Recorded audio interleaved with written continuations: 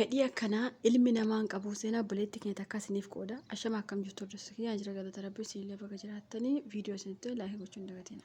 በልቤ ላይ ጸጸት ሐዘን ዘርተሽብኝ ከእንቅልፌ ስነቃ እባክሽ አትሂጂ። Fedhiin kun kan hin jalqabe yeroon kutaa torba baradhu. Haa ta'uyyuu malee hiriyyaan koo mana kireeffannee magaala naannoo keenyaa ani maqaa hin barbaanne fakkeenyaaf namni beeku yoo jiraate naanis asumaa waan beeku waan jiraatuuf kanaafuu magaala sana maqaa hin barbaadu. Haa ta'u malee hiriyyaa koo waliin waggaa lamaaf achi kireeffannee aniif isheen akkuma abbaa manaaf haadha manaatti mana tokko keessa osuma jiraachaa jirru. Haa ta'u malee fiilmii adda addaa ilaaluun waan barbaanne osuma arginu nutis waan ittiin fayyadamu yeroo amnu har'a garuu waan sana yoo maqaa dhahe ummata yookaas aloota dhufaa jiruuf barumsa hin ta'u waan ta'eef anis akkuma ta'utti ta'ee bira isinii darbaatii seenaan koo seenaa fokkisaa waan ta'eef akkana arrabsitan sirriitti waan hin beekuuf hiriyyaa koo waliin osoo kana hojjennu nutis mi'eeffannee naannoo waggaa lamaa booda qaama koo keessatti infekshinii yookaas dhukkuba adda addaa yeroo bahu mana hakiimii deeme dhukkubni akkasii si qabatee jira. Qaamni kee harka keetiin cirtee waan fixxeettuuf nuti waan siif goonuu qabnu jechuun manni hakiimiillee natti dabee yookaas naaf ta'uu didee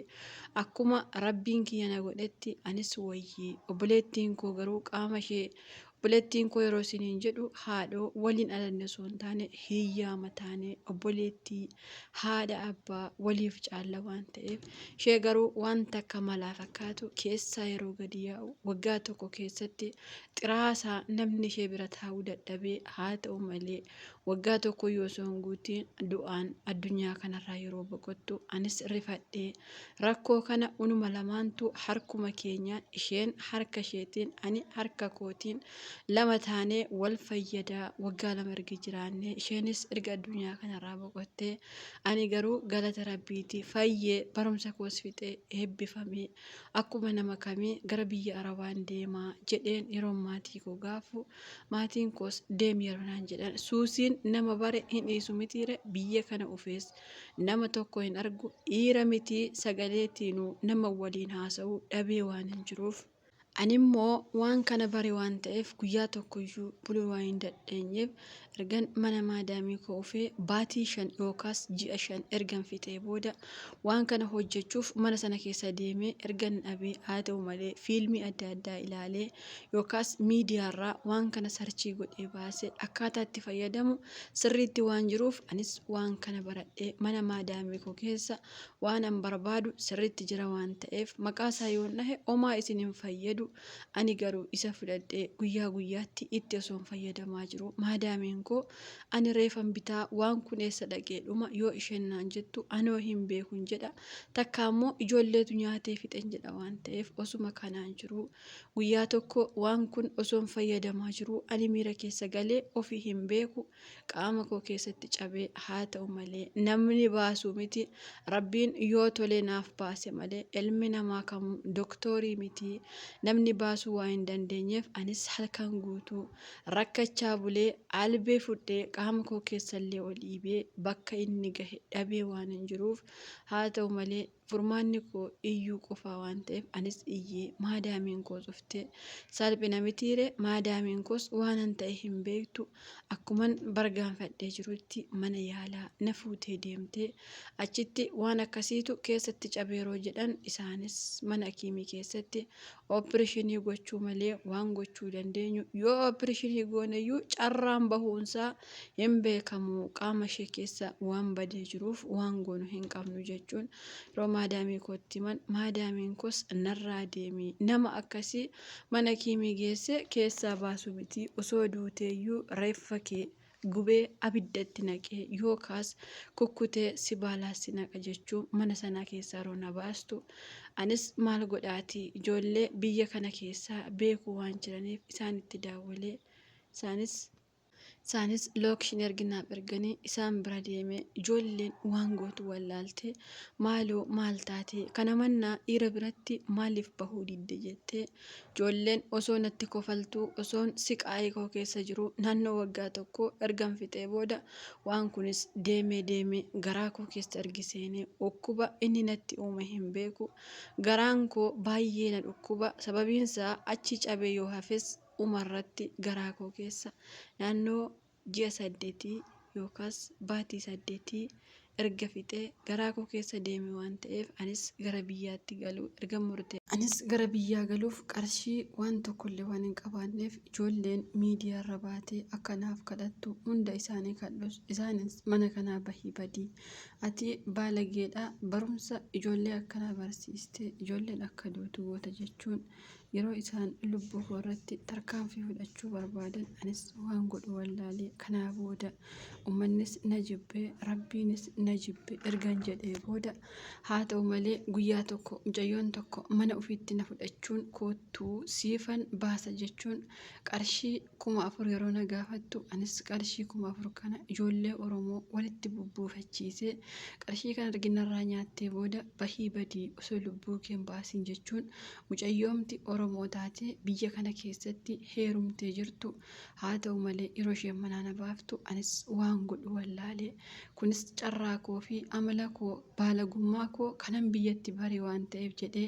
osoon ofitti boohaa jiru haa ta'u malee mucaan tokko biyya kana keessa waraqaa eenyummaa kan qabu rakkoon koo kana akka ta'e kan hin beekne anis bareedina waan hin qabuuf karaarraa ergina fudhatee galee waliin jiraachuuf an dhukkuba kanan qaba waan ta'eef isattis hin himu garuu osoo inni hin beekin inni kaasii hidhaa jireenyaaf si barbaada naan jedhu anis eeshi jechuun isa waliin naannoo baatii 3 ergan jiraadhee booda fedhii haati manaaf abbaa manaa gaggeessan ani gaggeessuu waa hin dandeenyeef rakkoon kee maalii yoo inni naan jedhu ani dhibee kaleen qabaa yookiis dhibee hin beekamneen qaba jechuun yeroo isatti immoo innis waraqaa eenyummaa sii sirreessee gara biyyaa galtee as deebitaa kuba keessa hin fayyita jedhee osuma inni na jajjabeessaa jiru guyyaa tokko inni mana biyya kana keessa waggaa hedduu waan tureeruuf qarshii 5,000 jedhee moobaayilii isaa aayifoonii jedhee qulfii makiinaa isaa jedhee osoo inni rafuu ergan jalaa fudhee badee booda mucaan sun biyya kana keessatti sowwaaqa yookaas warra makiinaa oofan arabaaf jechuu hin beektu mitiire makiinaan dhuunfaasaa osoo hin taane kan arabaati araba jalaa hojjeta garuu mana kireeffatee jiraata waan ta'eef mucaan sun nama gaarii akkamii warqii jechuuf nama dandeessisa qarshii kan argin jalaa fudhee qarshii sana fudhachuu koo osoo hin taane qulfii sana fudhachuun koo baay'ee waan na gaabbisiiseef anis hiriyaa isaatti daawwalee qulfii kana itti kenne qarshii siif hin kennu garuu argan jedhee innis baga qulfii naaf deebifte malee qarshii fudhuu deemi rabbeessin deebisin jechuu yeroo natti dubbatu anis waan godhu wallaalee osuman deemu mana ijoollee tokko ergan galee booda amma garuu hojii argadhee mana arabaa keessan jira haa ta'u malee maadaamiin koo mana kanaa bahii intirooftaa dhukkuba qabdaa dhukkubni kee maaliiru naan jettu dhugumatti ani baay'ee xiraa waan hin jiruuf wanti garaa koo keessaa achi keessatti waa inni uume hin beeku hin deemu hin taa'u hin nyaadhu hin dhugu yoo nyaadhu na guba yoon taa'u naguba malakoo falakoo wallaalee osoo hin jiru dhiigni akkuma marsaa laguu erginatti dhufee amma garuu baatii 3 narra fixee waan jiruuf laguufis laguu miti dhiigaafis dhiiga miti dhukkubaafis dhukkuba miti waan koo wallaalee gara biyyaa galuuf qarshii uf harkaan qabu as taa'ee hojjechuuf ani fayyaan qabu mee maannaan jettu ijoolleen biyya arabaa mee namni isiniif danda'ame soon miidiyaa irra bahee kadhee namoonni na gargaaru jettanii warri yaadan yaada keessan naaf qoodaa komentii keessan dubbifadhaa galatoomatti obboleettiin keenya seenaan kun ergina bira gahee naannoo baatii tokko olii tursuu koof dhiifama isiniin jedha dhugaa dubbachuuf iddoon tures hin beektu mucayyoon kun guyyaa kaleessa irra deebistee na yaadachiiftee erginatti ergitee bubbultee jirti jechuudha. Seenaa obboleettii keenya seenarraa baratamuu qabudha. Garuu nuti warri shamarranii yeroo baay'ee yeroo tokko tokko ofuma keenya waan badaa ofirratti uumna. Qaamni saalaa keenya keessaafuu akka haphii fi rakkoo adda addaa hin dandeenye hundi keessan hin beektu. Maaliif dooktorri akka yeroo barsiisan ni agartu. Keessaafuu qaamni saalaa dubartootaa yoo guyyaa guyyaatti uffata yoo ittiin jijjiirre hagam akka gubuu fi hagam akka ukkubu baay'een keessan hin beektu. Kanas hin barsiisuu osoo hin taane qaamni keenya haphii akka ta'e hundi keessan hin beektu. Garuu gaafa agnee rakkoo adda addaa fi keenya irraan geessisnu rakkoo harka keenyaan haa ta'u meeshaa adda addaan haa ta'u gaafa ciccitee nu ukkubu ni beekama. Namoonni baay'een seenaa akkana kan himatanii turan baay'ee isaaniiti. Garuu gaafa duraa waan sin dhukkubu sinitti dhiisuu danda'a, sinin dhukkubu fakkaachuu danda'a. Haga lubbuu irratti illee kan gahe seenaa kanaan nama lama arguu kooti. Waan kun salphaa wayii sinitti fakkaachuu danda'a. Garuu wanti baakteeriyaan adda addaa qaama keenyatti ol seenu deemee garaa keenya keessatti dhukkuban beekamne ta'ee somba keenyatti tiruu keenya tortorsee kanumatu nu ajjeesa jechuudha. Har'a garuu waan salphaa wayii tokko nutti fakkaachuu danda'a. Baalagummaan kan biyyatti nu qabate biyya arabaattis nu fidatee dhufuu danda'a. Buleettiin keenya yeroo mana barumsaa yuunivarsiitii baalagummaa jammarre jettee hiriyaa ishee ergi biraa ajjeesee ofii ishee immoo gaabbitee dhiisuu diddee maaliif namni tokko gaafa suusii baalagee jammare suusii baalagee sana oofaa gaafa suusii waan gaarii yookaas nama gorsuu haa ta'u jireenya karaara qajeelummaa haa ta'u gaafa isa jalqabe jireenyuma karaa gaarii deema.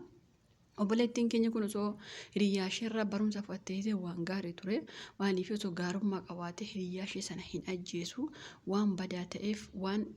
baakteeriyaa adda addaa qabuuf hiriyaa ishee ajjeese. Har'a qaama sala keenya keessa waan ol galusu waan qalbii wayii isinitti fakkaachuu danda'a.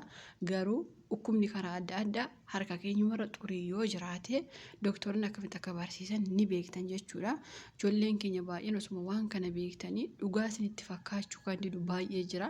Kun meeshaa bitadhee kun maal godhee ka jedhu jira. Walumaa galatti obboleettii keenya arrabsuu qofa osoo hin taane bakka dogoggoretti dhiifama isiniin jechuu barbaada. Baay'een keessa yeroo viidiyoo hojjettumaaf nu arrabsita kan jettan ni jirtanii achitti dhiifama isiniin jechuu barbaada. Maaliif yeroo tokko waan nama aarsuuf xiqqoo nama aaru fakkaadha malee isin arrabsuu kiyya miti dhiifama narraa ta'a. Obboleettii keenya rabbi si haa fayyisu siin jechuu barbaada. Gara biyya kee galiin aamsa kooti. Miidiyaa irra bahee kadhee qarshii walitti naaf qabu kan jette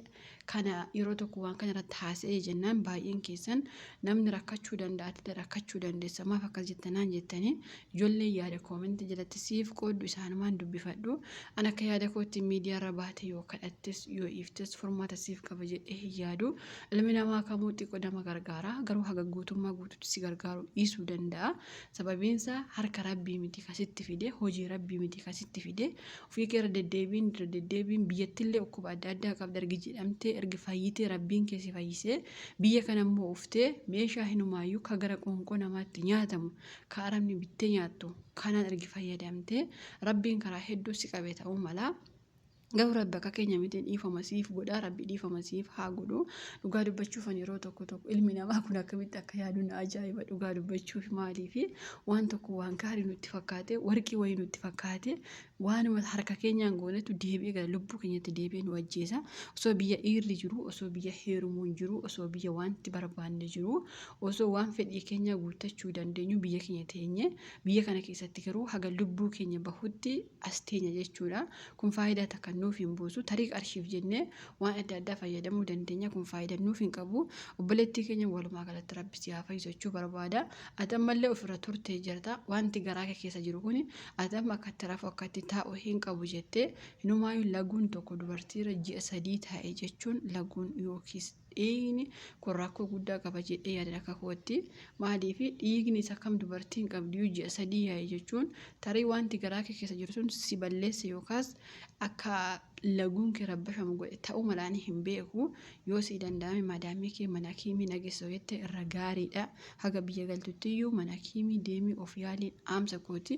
Kanatti aanu rabbiin si haa fayyisu akka amantii keessatti rabbiin kadhaafi isin jechuu barbaada. Suusii adda addaa kana keessaallee akka isheen baatu rabbiin kadhaafi. Obboleettiin keenya sumarraa rakkoo keessa osoo hin jiru suusii kana keessa bahuun dadhabe jetti. Rabbiin achi keessa akka ishee baasu akka amantaa keessanitti kadhaafi isin jechuu barbaada. Ishee abaaruu ishee arrabsuu osoo hin taane keessatti kuftee waan jirtuuf akkaataa isheen keessaa bahuu dandeessuu fi maal akka isheen gochuu qabdu eessa akka isheen jiraattu biyya ishee galtu maal akka isheen gootu yaada keessan koomentii jalatti qooduuf hin dagatinaa. Galatooma.